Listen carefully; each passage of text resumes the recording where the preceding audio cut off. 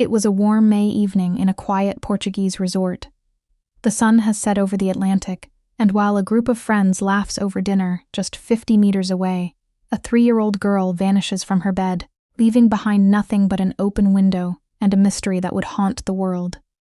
This is the story of May 3rd, 2007, a date that changed the lives of the McCann family forever, and launched the most intensive missing person search in modern history. Before we dive into the chilling details of that night in Praia da Luz, please take a quick moment to comment, like, share, and subscribe so you don't miss future episodes of the Calendar of Crime. Your support helps us keep these stories alive and ensures that no case is ever truly forgotten. Now, let's return to the Ocean Club Resort, where the silence of the night was about to be shattered. The McCann family had arrived at the Ocean Club in Praia da Luz on April 28th for a week-long spring break. Kate and Jerry, both successful physicians from Leicestershire, were joined by 7 of their closest friends and their children. The atmosphere was one of relaxation and safety. The resort was a popular spot for British families, often referred to as Little Britain, because of its familiar comforts. For the first few days, the holiday was everything they had hoped for, filled with sun, tennis, and the laughter of their 3 children. 3-year-old Madeleine and her 2-year-old twin siblings, Sean and Amelie. On the evening of May 3rd, the routine was no different from previous nights. At approximately 8:30 p.m., after settling the children into their beds in apartment 5A, Kate and Jerry headed to the resort's Tapas restaurant. The restaurant was a mere 55 meters away, within clear sight of the apartment block. To maintain a watchful eye, the parents had agreed on a system of regular checks, with one adult returning to the apartments every half hour to ensure the children were still sleeping soundly. It was a plan born of caution, yet it would soon prove to be tragically insufficient. The first check was performed by Jerry at 9:05 p.m. He entered through the unlocked patio doors, found the children asleep, and even noted how peaceful they looked. However, he did notice that the bedroom door, which he remembered leaving slightly ajar, was now open much wider. At the time, he dismissed it as a draft, or perhaps one of the children moving in their sleep. He returned to the restaurant, unaware that the countdown to a nightmare had already begun. Shortly after, a friend of the family, Jane Tanner, spotted a man walking hurriedly away from the resort, carrying a child in pajamas. At the time, she didn't realize the significance of what she had seen.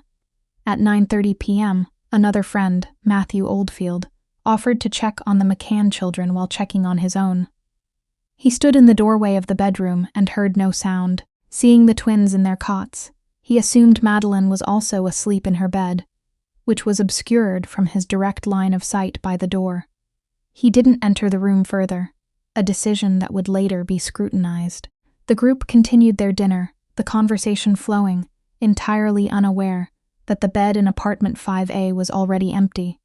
The clock struck 10 p.m., and it was Kate's turn to check. She walked the short distance to the apartment and entered through the patio doors. As she approached the children's bedroom, she felt a sudden, chilling draft.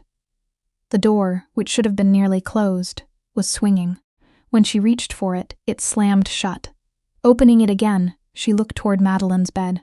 It was empty, the window was open, and the heavy exterior shutter had been raised from the outside.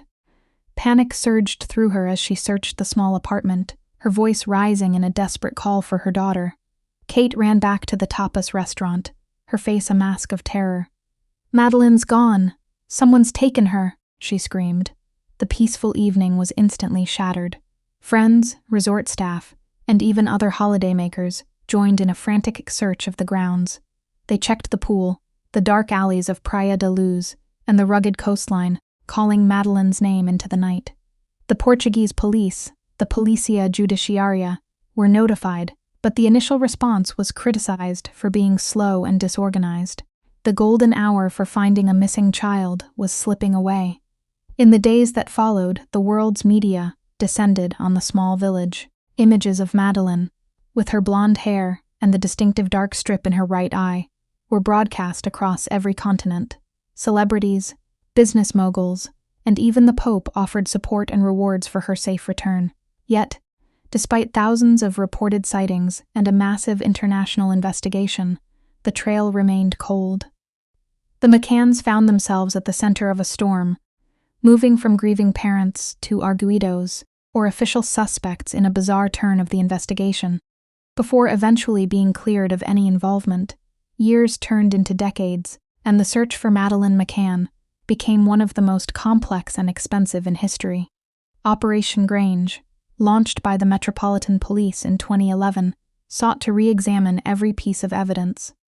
New theories emerged, ranging from a botched burglary to a targeted abduction by a predatory ring. In 2020, a significant breakthrough occurred when German authorities identified a convicted sex offender, Christian Brückner, as the prime suspect. While the investigation continues and the mystery remains unsolved, the hope of finding the truth, and perhaps even Madeleine, never truly fades. Thanks for watching. Please comment, share, like, and subscribe for future episodes from the Calendar of Crime.